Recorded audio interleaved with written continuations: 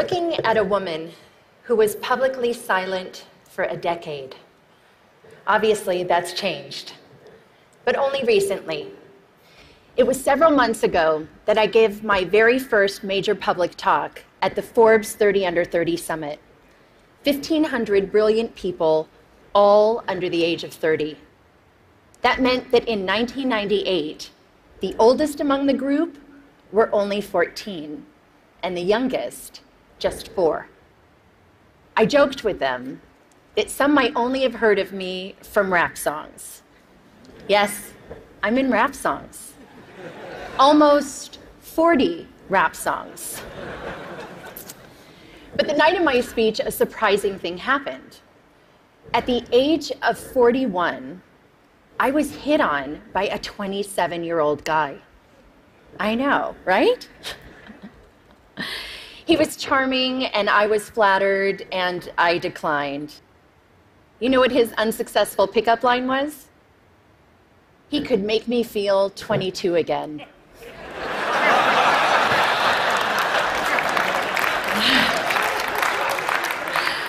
I realized later that night, I'm probably the only person over 40 who does not want to be 22 again.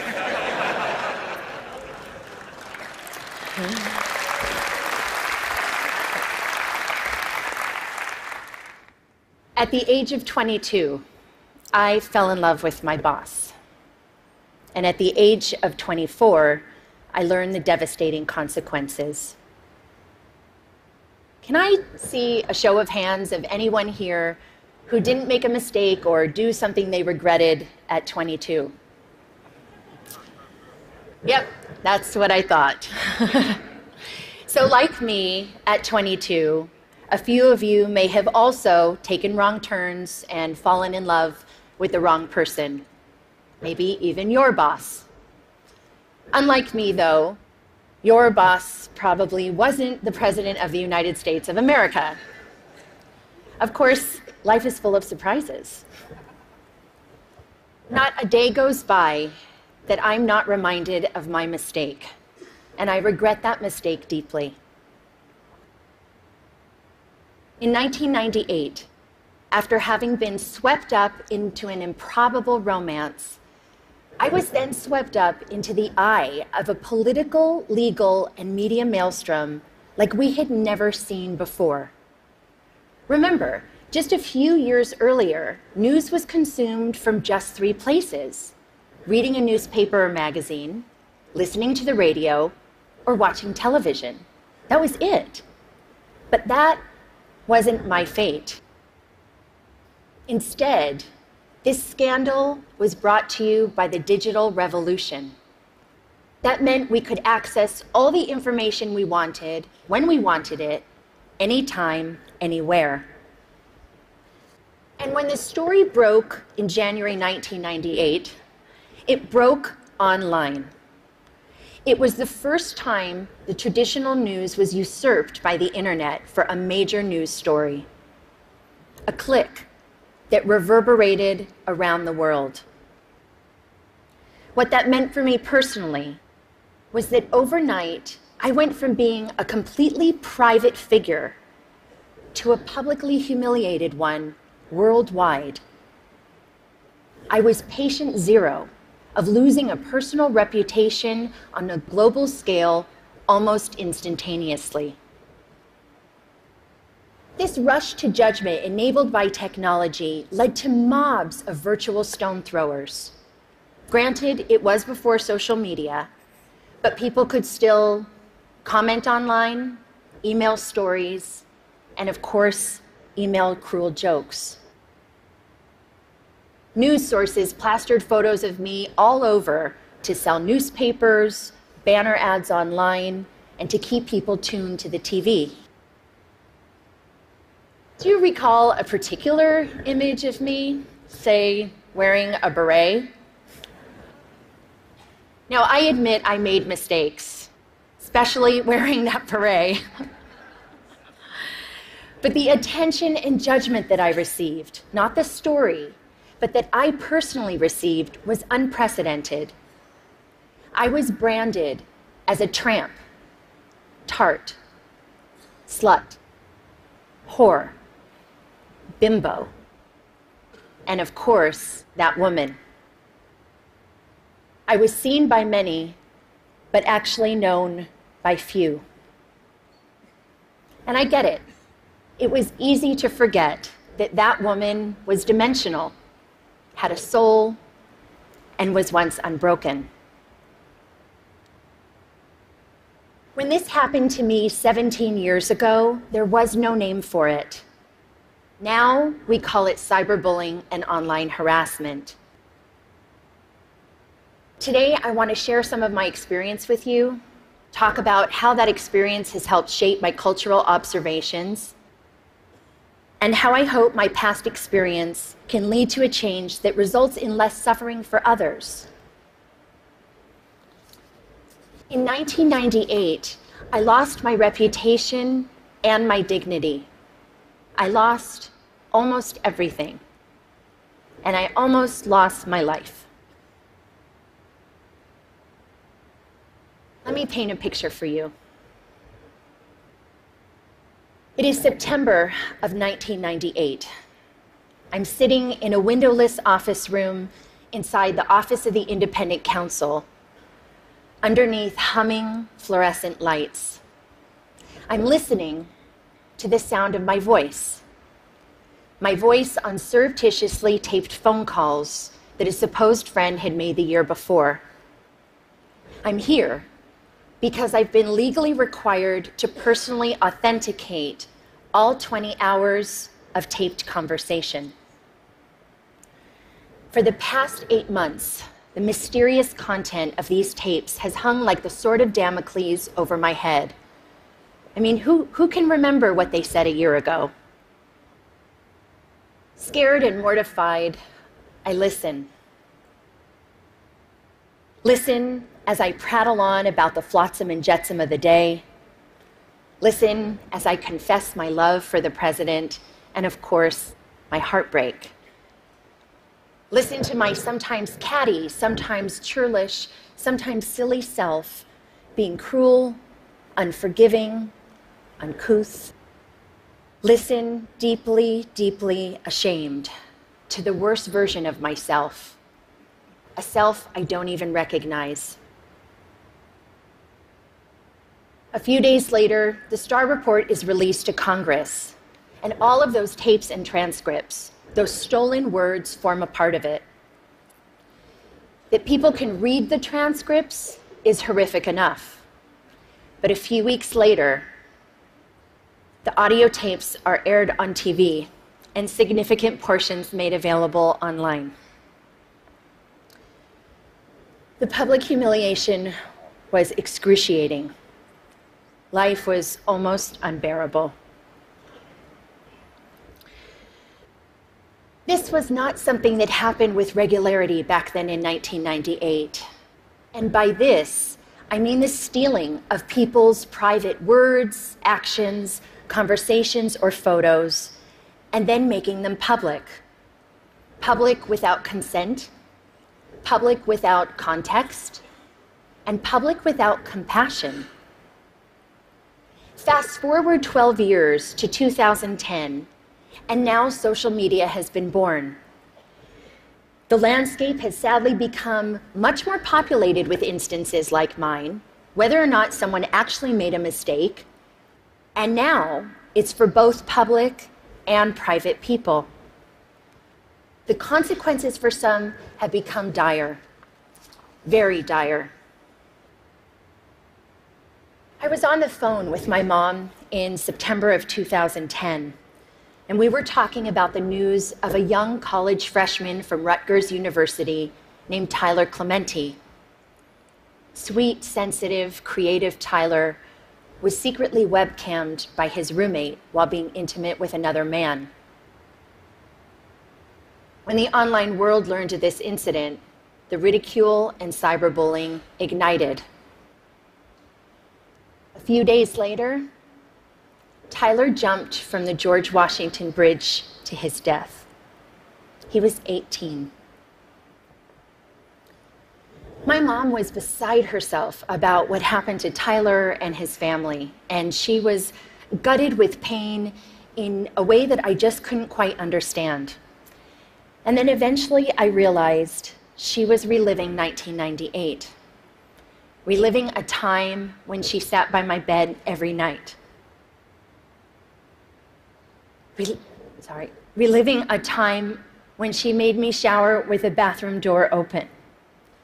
And reliving a time when both of my parents feared that I would be humiliated to death, literally.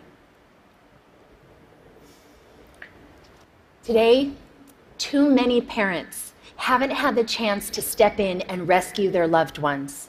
Too many have learned of their child's suffering and humiliation after it was too late. Tyler's tragic, senseless death was a turning point for me. It served to recontextualize my experiences, and I then began to look at the world of humiliation and bullying around me and see something different. In 1998, we had no way of knowing where this brave new technology called the internet would take us. Since then, it has connected people in unimaginable ways, joining lost siblings, saving lives, launching revolutions. But the darkness, cyberbullying, and slut-shaming that I experienced had mushroomed. Every day online, people, especially young people who are not developmentally equipped to handle this, are so abused and humiliated that they can't imagine living to the next day. And some, tragically, don't. And there's nothing virtual about that. Childline, a UK nonprofit that's focused on helping young people on various issues, released a staggering statistic late last year. From 2012 to 2013, there was an 87% increase in calls and emails related to cyberbullying. A meta-analysis done out of the Netherlands showed that for the first time, cyberbullying was leading to suicidal ideations more significantly than offline bullying. And you know what shocked me, although it shouldn't have, was other research last year that determined humiliation was a more intensely felt emotion than either happiness or even anger. Cruelty to others is nothing new. But online, technologically enhanced shaming is amplified, uncontained, and permanently accessible. The echo of embarrassment used to extend only as far as your family, village, school, or community. But now it's the online community too. Millions of people, often anonymously, can stab you with their words, and that's a lot of pain. And there are no perimeters around how many people can publicly observe you and put you in a public stockade. There is a very personal price to public humiliation, and the growth of the internet has jacked up that price. For nearly 2 decades now, we have slowly been sowing the seeds of shame and public humiliation in our cultural soil, both on and offline. Gossip websites, paparazzi, reality programming, politics, news outlets, and sometimes hackers all traffic in shame. It's led to desensitization and a permissive environment online, which lends itself to trolling, invasion of privacy, and cyberbullying. This shift has created what Professor Nicholas Mills calls a culture of humiliation. Consider a few prominent examples just from the past 6 months alone. Snapchat, the service which is used mainly by younger generations and claims that its messages only have the lifespan of a few seconds. You can imagine the range of content that gets. A third-party app which Snapchatters use to preserve the lifespan of the messages was hacked, and 100,000 personal conversations, photos, and videos were leaked online to now have a lifespan of forever. Jennifer Lawrence and several other actors had their iCloud accounts hacked and private, intimate nude photos were plastered across the internet without their permission. One gossip website had over 5 million hits for this one story. And what about the Sony Pictures cyber hacking? The documents which received the most attention were private emails that had maximum public embarrassment value. But in this culture of humiliation, there is another kind of price tag attached to public shaming. The price does not measure the cost to the victim, which Tyler and too many others, notably women, minorities, and members of the LGBTQ community have paid, but the price measures the profit of those who prey on them. This invasion of others is a raw material, efficiently and ruthlessly mined, packaged, and sold at a profit. A marketplace has emerged where public humiliation is a commodity and shame is an industry. How is the money made? Clicks. The more shame, the more clicks. The more clicks, the more advertising dollars. We're in a dangerous cycle.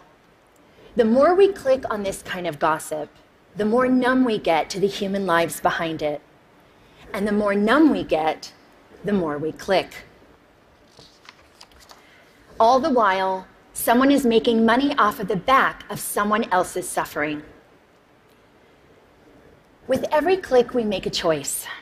The more we saturate our culture with public shaming, the more accepted it is, the more we will see behavior like cyberbullying, trolling, some forms of hacking, and online harassment. Why? Because they all have humiliation at their cores. This behavior is a symptom of the culture we've created. Just think about it. Changing behavior begins with evolving beliefs. We've seen that to be true with racism, homophobia, and plenty of other biases today and in the past. As we've changed beliefs about same-sex marriage, more people have been offered equal freedoms. When we began valuing sustainability, more people began to recycle. So as far as our culture of humiliation goes, what we need is a cultural revolution. Public shaming as a blood sport has to stop. And it's time for an intervention on the internet and in our culture. The shift begins with something simple, but it's not easy. We need to return to a long-held value of compassion and empathy.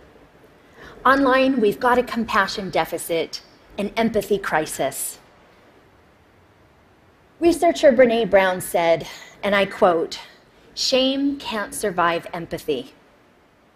Shame cannot survive empathy." I've seen some very dark days in my life. It was the compassion and empathy from my family, friends, professionals, and sometimes even strangers that saved me. Even empathy from one person can make a difference. The theory of minority influence, proposed by social psychologist Serge Moscovici, says that even in small numbers, when there's consistency over time, change can happen. In the online world, we can foster minority influence by becoming upstanders. To become an upstander means, instead of bystander apathy, we can post a positive comment for someone or report a bullying situation. Trust me, compassionate comments help abate the negativity. We can also counteract the culture by supporting organizations that deal with these kinds of issues, like the Tyler Clementi Foundation in the US. In the UK, there's Anti-Bullying Pro, and in Australia, there's Project Rocket. We talk a lot about our right to freedom of expression, but we need to talk more about our responsibility to freedom of expression. We all want to be heard, but let's acknowledge the difference between speaking up with intention and speaking up for attention. The internet is the superhighway for the id. But online, showing empathy to others benefits us all and helps create a safer and better world. We need to communicate online with compassion, consume news with compassion, and click with compassion. Just imagine walking a mile in someone else's headline. I'd like to end on a personal note. In the past 9 months, the question I've been asked the most is why? Why now? Why was I sticking my head above the parapet? You can read between the lines in those questions, and the answer has nothing to do with politics. The top note answer was and is because it's time. Time to stop tiptoeing around my past, time to stop living a life of opprobrium, and time to take back my narrative. It's also not just about saving myself.